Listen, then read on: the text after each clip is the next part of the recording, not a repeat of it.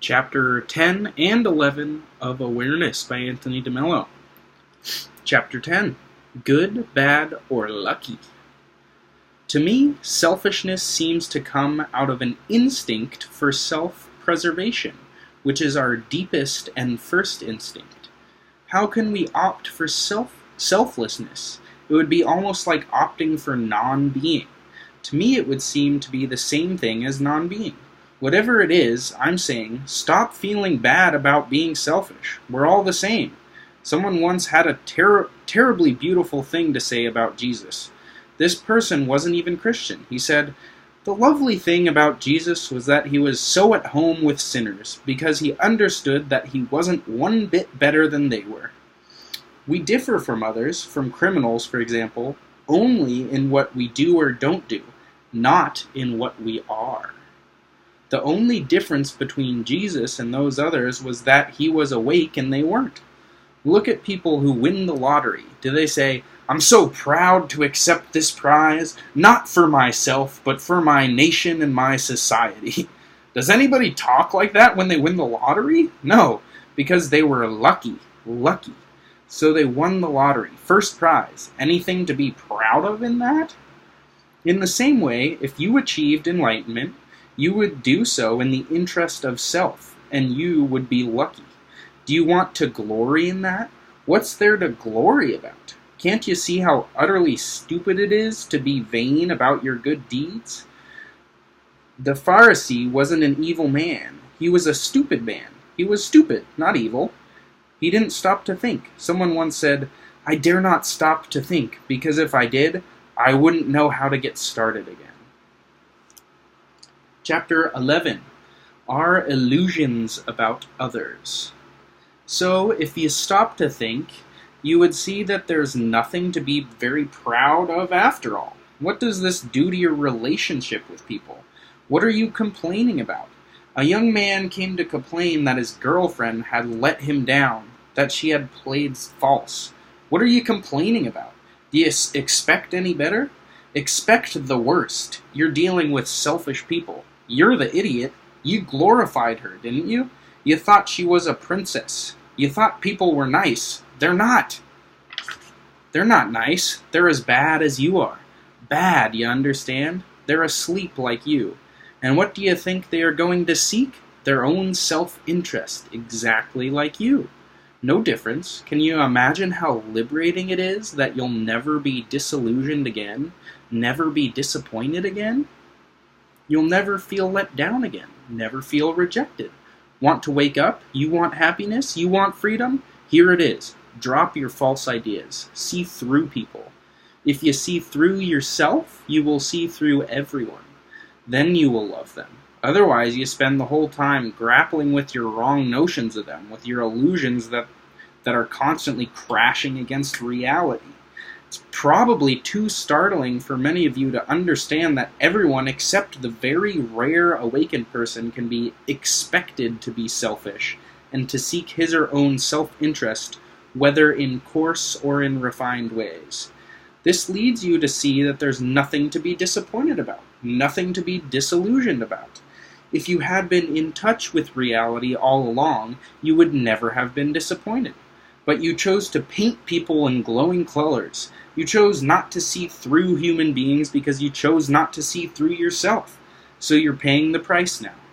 Before we discuss this, let me tell you a story. Somebody once asked, "What is enlightenment like? What is awakening like?" It's like the tramp in London who was settling in for the night. He'd hardly been able to get a crust of bread to eat. Then he reaches this embankment on the River Thames. There was a slight drizzle, so he huddled in his old tattered cloak. He was about to go to sleep when suddenly a chauffeur-driven Rolls-Royce pulls up. Out of the car steps a beautiful young lady who says to him, "My poor man, are you planning on spending the night here on this embankment?" And the tramp says, "Yes." She says, "I won't have it. You're coming to my house and you're going to spend a comfortable night and you're going to get a good dinner." She insists on his getting in the car. Well, they ride out of London and get to a place where she has a sprawling mansion with large grounds. They are ushered in by the butler, to whom she says, "James, please make sure he's put in the servants' quarters and treated well. Which is what James does. The young lady had undressed and was about to go to bed when she suddenly remembers her guest for the night. So she slips something on and pads along the corridor to the servants' quarters. She sees a little chink of light from the room where the tramp was put.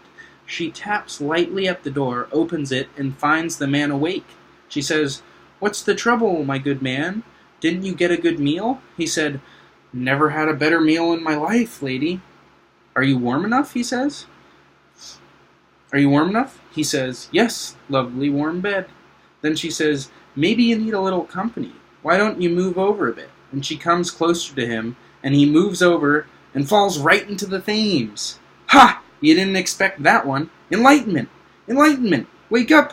When you're ready to exchange your illusions for reality, when you're ready to exchange your dreams for facts, that's the way you find it all. That's where life finally becomes meaningful. Life becomes beautiful. There's a story about Ramirez. He is old and living up there in his castle on a hill. He looks out the window. He's in bed and paralyzed, and he sees his enemy. Old as he is, leaning on a cane, his enemy is climbing up the hill, slowly, painfully. It takes him about 2.5 hours to get up the hill. There's nothing Ramirez can do because the servants have the day off. So his enemy opens the door, comes straight to the bedroom, puts his hand inside his cloak, and pulls out a gun. And he says, "At last, Ramirez, we're going to settle scores." Ramirez tries his level best to talk him out of it. He says, "Come on, Borgia. You can't do that. You know I'm no longer the man who ill-treated you as that youngster years ago, and you're no longer that youngster. Come off it." "Oh no," says his enemy. "Your sweet words aren't going to deter me from this divine mission of mine. It's revenge I want, and there's nothing you can do about it." And Ramirez says, "But there is." "What?" asks his enemy. "I can wake up," says Ramirez. And he did. He woke up. That's what enlightenment is like. When someone tells you there is nothing you can do about it, you say, "There is. I can wake up." All of a sudden, life is no longer the nightmare that it has seemed. Wake up. Somebody came up to me with a question. What do you think the question was? He asked me. "Are you enlightened?" What do you think my answer was? What does it matter? You want a better answer? My answer would be, how would I know? How would you know? What does it matter? You know something? If you want anything too badly, you're in big trouble. You know something else? If I were enlightened and you listened to me because I was enlightened, then you're in big trouble. Are you ready to be brainwashed by someone who's enlightened? You can be brainwashed by anybody, you know. What does it matter whether someone's enlightened or not? But see, we want to lean on someone, don't we? We want to lean on anybody we think has arrived. We love to hear that people have arrived. It gives us hope, doesn't it? What do you want to hope for? Isn't that another form of desire? You want to hope for something better than what you have right now, don't you? Otherwise you wouldn't be hoping. But then you forget that you have it all right now anyway, and you don't know it. Why not concentrate on the now instead of hoping for better times in the future? Why not understand the now instead of forgetting it and hoping for the future? Isn't the future just another trap?